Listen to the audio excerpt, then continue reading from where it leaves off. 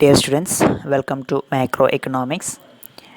In macroeconomics, we want to discuss about the ISLM model.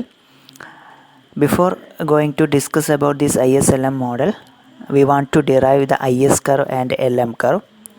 Before that, we just know about the ISLM model. Okay, the ISLM model, which stands for investment saving, that is IS, and liquidity preference money supply, that is LM. It is a Keynesian macroeconomic model that shows how the market for economic goods interacts with the loanable funds market, that is, or money market. It is represented as a graph in which the IS and LM curves intersect to show the short-run equilibrium between interest and rates and output. Okay, ഒരു ISLM മോഡലിനകത്ത് IS കർവും അതുപോലെ തന്നെ LM കർവും, IS curve എന്തുമായിട്ട് relate ചെയ്തിട്ടുള്ള investment saving ആയിട്ട് relate ചെയ്തിട്ട് നിൽക്കുന്ന കർവാണ് IS curve എന്ന് പറയുന്നത്. Okay, then LM curve എന്ന് പറയുന്നത് ലിക്വിഡിറ്റി പ്രിഫറൻസ് മണി സപ്ലൈ, ഇതുമായിട്ട് ബന്ധപ്പെട്ട് നിൽക്കുന്ന കർവാണ് LM കർവ്. അപ്പോൾ ഈ ISLM കർവ് ഉപയോഗിച്ചുകൊണ്ട് ഒരു എക്കണോമിയിൽ ഈ മണി മാർക്കറ്റും ഗുഡ്സ് മാർക്കറ്റും എങ്ങനെയാണ് ഇക്വിലിബ്രിയത്തിലെത്തുന്നത് എന്നുള്ളതാണ് ഈ ഒരു ISLM മോഡലിൽ ഡിസ്കസ് ചെയ്യുന്നത്.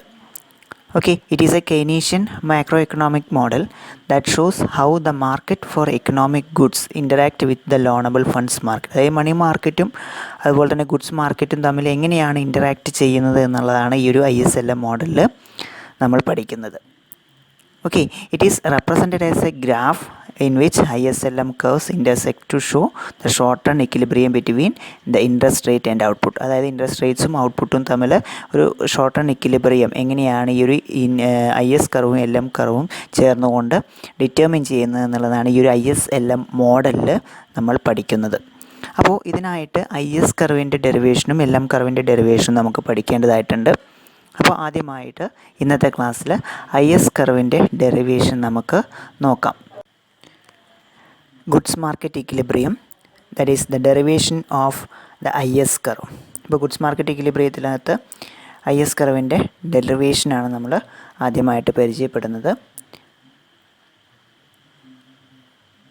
The ISLM curve model emphasizes the interaction between the goods and money markets.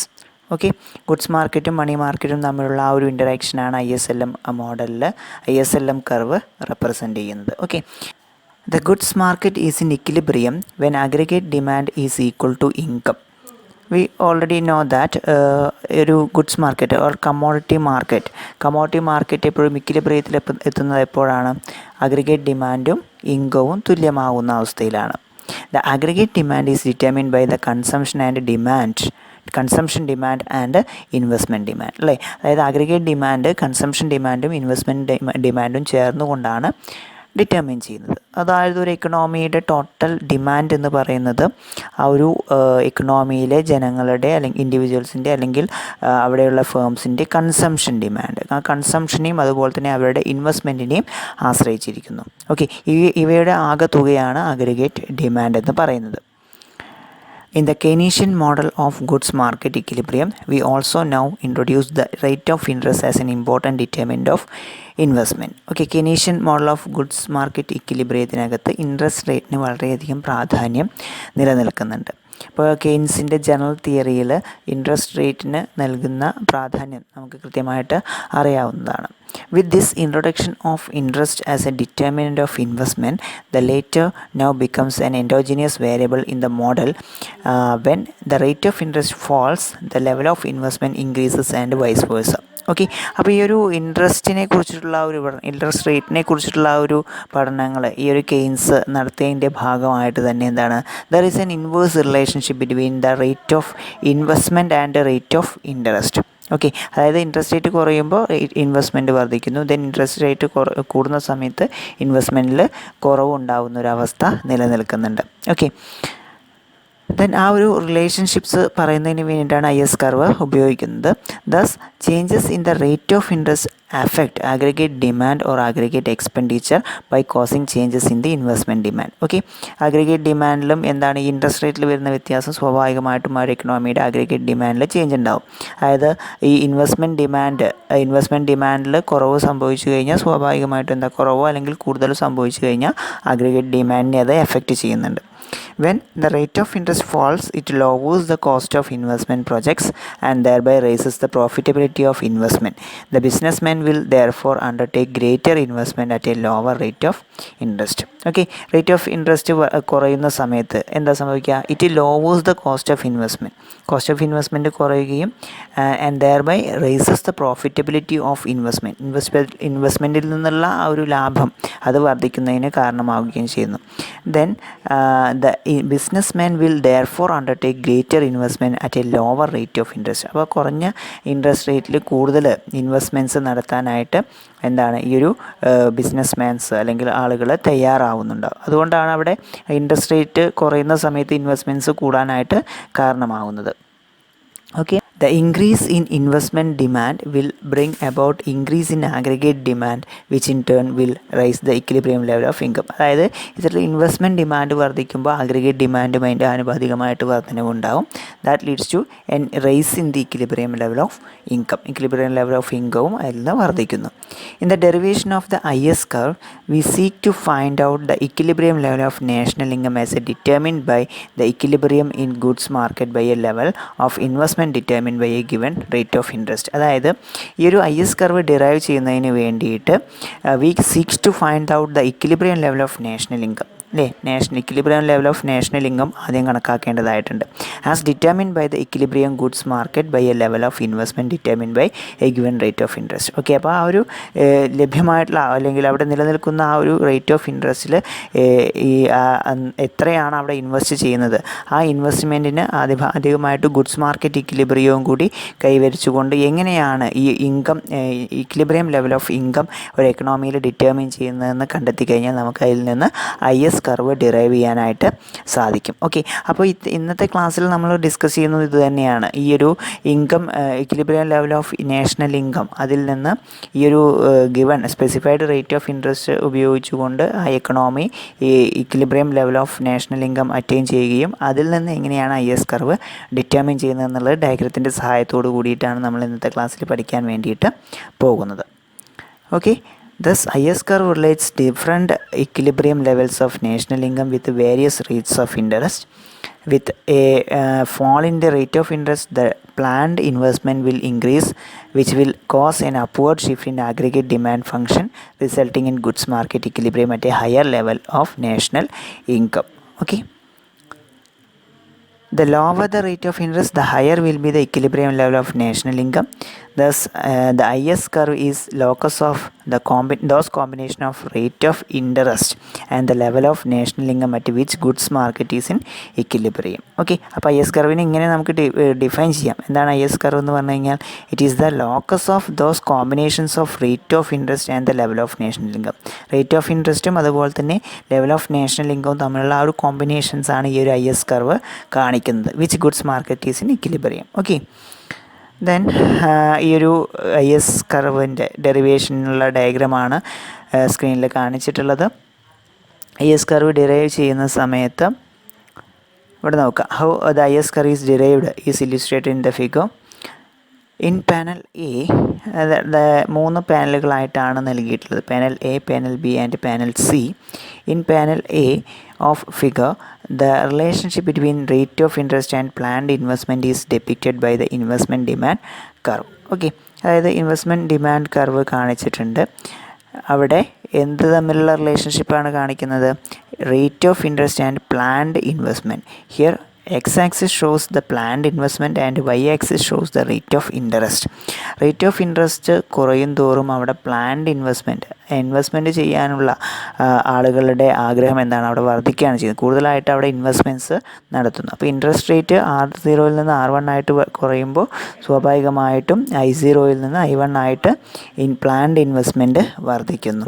Okay, അതാണ് ഈ ഒരു ഇൻവെസ്റ്റ്മെൻറ്റ് കർവ് കാണിക്കുന്നത്, ഇൻവെസ്റ്റ്മെൻറ്റ് ഡിമാൻഡ് കർവ് കാണിക്കുന്നത്. Okay, it will be seen from panel A that at the rate of interest OR0, the planned investment is equal to OI1. Okay, OI0. Okay, with OI0 as the amount of planned investment, the aggregate demand curve is C plus I0.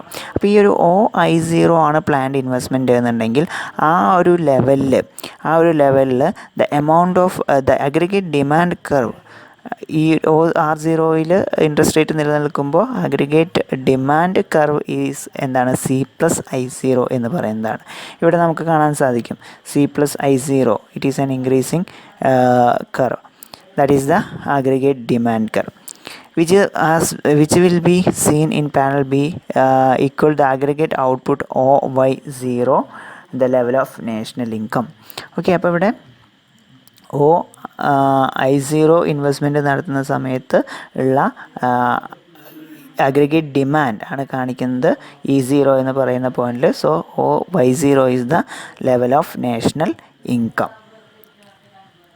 Therefore, in the panel C എടുത്ത് നോക്കുക. panel C at the bottom of figure, against rate of interest OR0, the level of income equal to OY0 has been the level of income equal to OY0 has been plotted.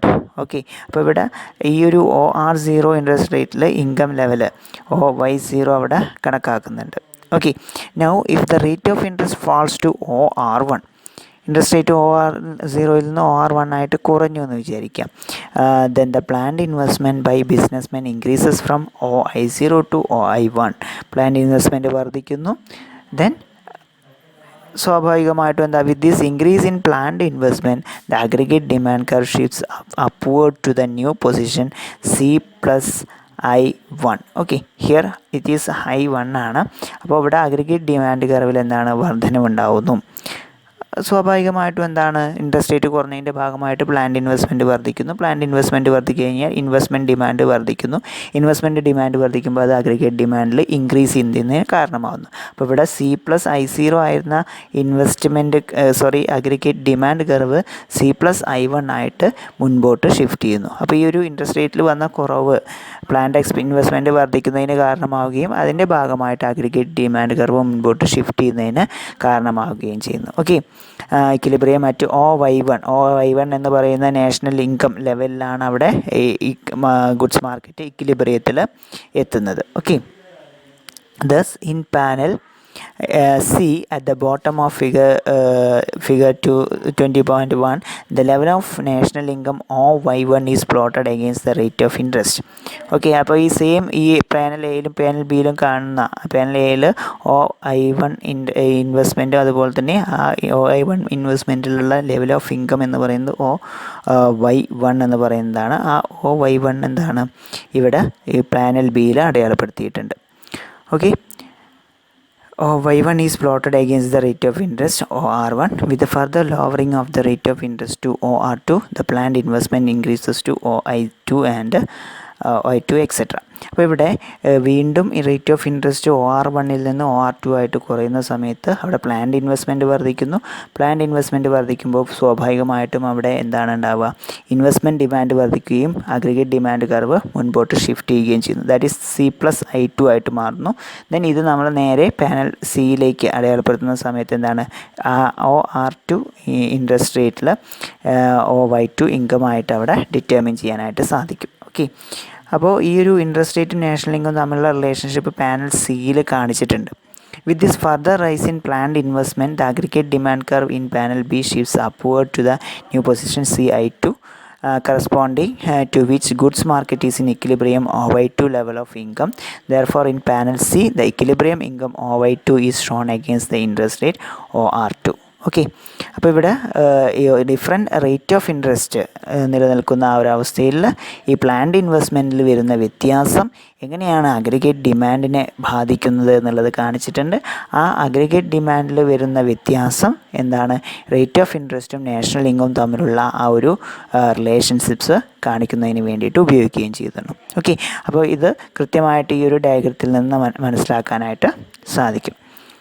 Okay, so by joining the points A, B, D representing various interest income combinations at which goods market is in equilibrium, we obtain the IS curve.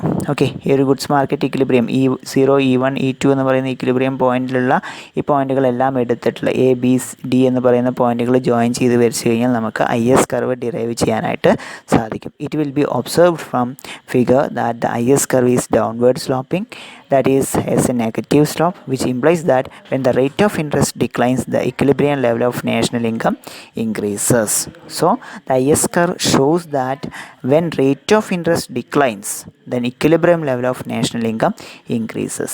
Okay, equilibrium level of national income വർധനവ് ഉണ്ടാകുന്നു. Rate of interest കുറയുമ്പോൾ equilibrium level of national income വർദ്ധിക്കുന്നു. അതാണ് ഇവിടെ കാണിച്ചിട്ടുള്ളത്.